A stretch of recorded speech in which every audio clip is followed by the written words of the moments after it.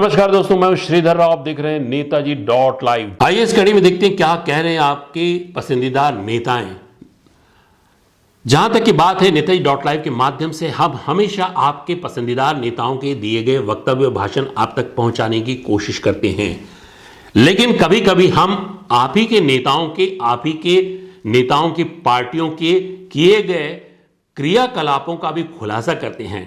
किस तरह से राजनीतिक मैदान में उतरी पार्टियां किस स्तर तक उतर जाएंगी, ये तो आने वाले समय में आप जान लेंगे। लेकिन आज हम नेताजी डॉट लाइव के माध्यम से आपको यह बताने की कोशिश कर रहे हैं कि किस तरह से वोटरों की नीलामी क्या की जा रही है।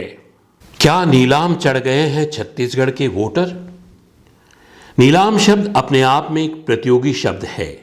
किसी भी वस्तु को पाने के लिए एक से अधिक व्यक्तियों या पार्टियों द्वारा दांव, जिसे दाम लगाना भी कहते हैं, इस दाम को बढ़ाकर ऐसी जगह पर ला देना कि दूसरा उस दाम से आगे ना बढ़ पाए, वहां पर नीलामी खत्म हो जाती है।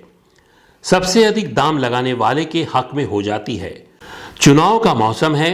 मतदाता खासकर गरीबों में भी महिलाओं पर राजनीतिक पार्टियों के द्वारा दांव पे दांव लगाए जा रहे हैं।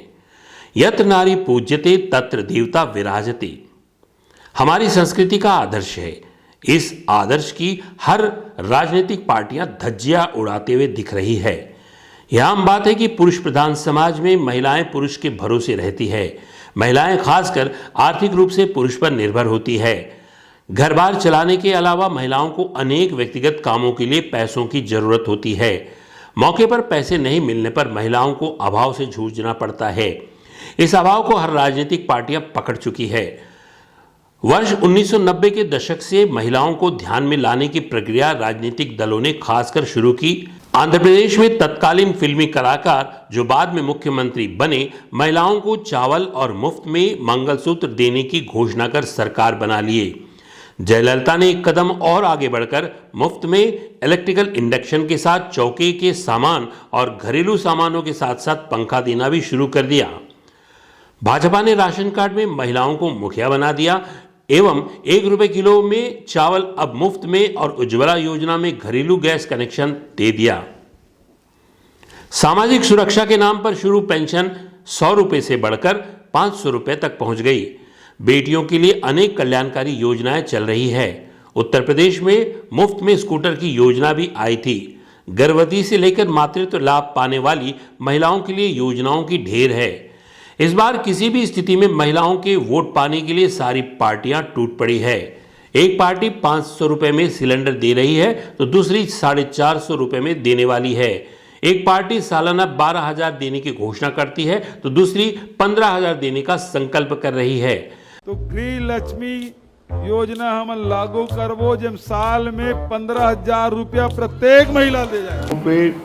महत्वपूर्ण योजनाओं पे गारंटी दी है। उसमें बड़ी गारंटी आदिवासी भाइयों के लिए तेंदुपत्ता संग्रहण का दर 5500 रुपया प्रति मानक बोरा। पहला 15 दिन तेंदुपत्ता तोड़ने का दिवस रखा जाएगा। 4500 रुपया का बोनस देने की बात की हमने घोषणा किया है और चरण पादुका योजना को फिर से वापस लागू करेंगे। सभी भिलाई वासियों को मेरा नमस्कार। दीपावली की आप सभी लोगों को बहुत सारी शुभकामनाएं, बहुत सारी बधाई। दीपावली के शुभ अवसर पर माननीय मुख्यमंत्री भूपेश बघेल जी ने गृह लक्ष्मी योजना के तहत सभी महिलाओं को 1250 प्रति माह देने का वादा किया है। सालाना 15,000 रुपए सभी महिलाओं के खाते में सरकार देगी। मैं इसके लिए सभी को शुभकामनाएं दूंगा और माताओं से अनुरोध करूंगा, पूरी मजबूती से इस बार कांग्रेस की सरकार बनानी है, गृह लक्ष्मी योजना का लाभ उठाना है। धन्यवाद। अभी समय शेष है। क्या वोटर नीलामी पर लग चुके हैं? नवंबर तक 300 से 400 रुपए तक सिलेंडर पहुंच सकता है शायद। सालाना पेंशन 15,000 से 18,000 तक भी हो सकता है। राजनीतिक पार्टियों के जादू के पिटारी में अनेक लुभावन योजनाएं महिला वोटरों के लिए है। उनके जन्म से लेकर छठी, पढ़ाई, वाहन, विवाह सहित मरने पर लकड़ी तक मुफ्त में देने की मारामारी है। कहने का मतलब है, चुनाव के चौसर पर महाभारत चल रहा है। उनकी बस्तियों में रहने वाले वोटरों के वोट को खरीदने के लिए कुत्ता बिल्ली समान झपट रहे हैं। किसी भी तरह सत्ता पाना है बस। प्रश्न राजनीतिक दलों से कि क्यों सत्ता में आने के बाद ये सब काम नहीं करते, रेवड़ी का खेल क्यों खेल रहे हैं। याद रखें, अनेक चुनाव में गरीब महिलाओं ने राजनीतिक दलों के रेवड़ियों को ठुकराया है। 4 राज्यों के चुनाव में गरीब वोटरों के चुनावी महत्व को यह बता दिया है कि उन्हें राजनीतिक पार्टियों ने बाजार में लाकर खड़ा कर दिया है, नीलाम की वस्तु भी शायद बना दी है। वोटरों को किस तरह से बाजार में खड़ा करने की कोशिश कर रही है विभिन्न राजनीतिक पार्टियां। हमारी ये कोशिश थी, खासकर उन वोटरों के आंख खोलने की बात थी कि वे इन राजनीतिक पार्टियों के झांसे में ना आए। वे समय समय पर आपको प्रलोभन जरूर देते हैं, लेकिन आखिर वो प्रलोभन देते क्यों हैं? आखिर चंद रुपयों के लिए, चंद सामानों के लिए आपको जो प्रलोभन देते हैं, लगातार 5 वर्ष वे आप पर शासन करते हैं।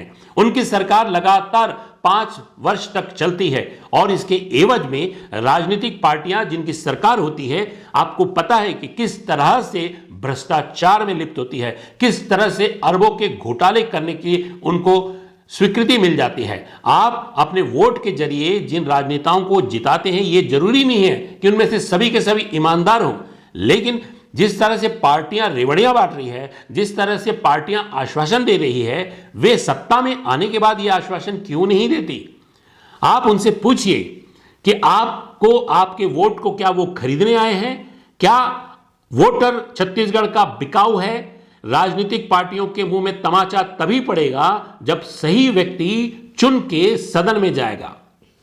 सही व्यक्ति चाहे किसी भी पार्टी का हो, लेकिन जब ज्यादा से ज्यादा सही व्यक्ति, ईमानदार व्यक्ति सदन में चुन के जाएंगे तो उसके परिणाम भी अच्छे होंगे। यह जरूरी नहीं है कि हर व्यक्ति खराब होता है, लेकिन कुछ ईमानदार नेता भी हैं। और समय रहते वोटर अगर इस बात को समझ जाए कि हमें अच्छे व्यक्ति को, ईमानदार व्यक्ति को और एक विजनरी व्यक्ति को ही सदन में भेजना है, तो जरूर इन झांसों में नहीं आएंगे। वोट देना प्रत्येक नागरिक का मौलिक अधिकार है। आप अपने इस अधिकार का पूरे विवेक के साथ उपयोग करते हुए अच्छे व्यक्तियों को, ईमानदार व्यक्तियों को चुने, ताकि उनके द्वारा सदन में जो भी सरकार बने वो जनहित में ही कार्य करे, देशहित में कार्य करे, ना कि शोषण करे और भ्रष्टाचार करे। आपका वोट आपके लिए बेहद महत्वपूर्ण होता है। आप इन झांसों में ना आए कि कौन क्या दे रहा है। आप अपने विवेक से अपने इस मौलिक अधिकार का उपयोग कर न सिर्फ प्रदेश का बल्कि राष्ट्रीय हित में भी अपना योगदान देते हैं। आपका ये वोट पलट के आप ही के विकास को प्रभावित करता है। हमारी कोशिश इसी तरह की जारी रहेगी नेताजी.live के माध्यम से। लगातार हम आने वाले समय में भी विभिन्न विश्लेषणों के माध्यम से आप जैसे वोटरों को, आप जैसे जनता को यह बताने की कोशिश करेंगे कि जिन नेताओं को आप चुनते हैं, जिन नेताओं को आप पसंद करते हैं, ये जरूरी नहीं है कि उनमें से सभी के सभी ईमानदार हो। उनमें से कुछ जरूर ईमानदार होते हैं, लेकिन उनमें से कुछ लोग भ्रष्ट भी होते हैं और उनके भ्रष्टाचार का जो प्रभाव आपके जीवन शैली में कैसा पड़ता है, ये आप समय समय पर देखते हैं। हमारी ये कोशिश इसी तरह जारी रहेगी। हमारे इस चैनल में बने रहने के लिए हमारे इस चैनल को लाइक करें, शेयर करें, सब्सक्राइब करें। नमस्कार। नेताजी.live के प्रायोजक है Satyadeep diagnostic and clinic, Supela, Bhilai.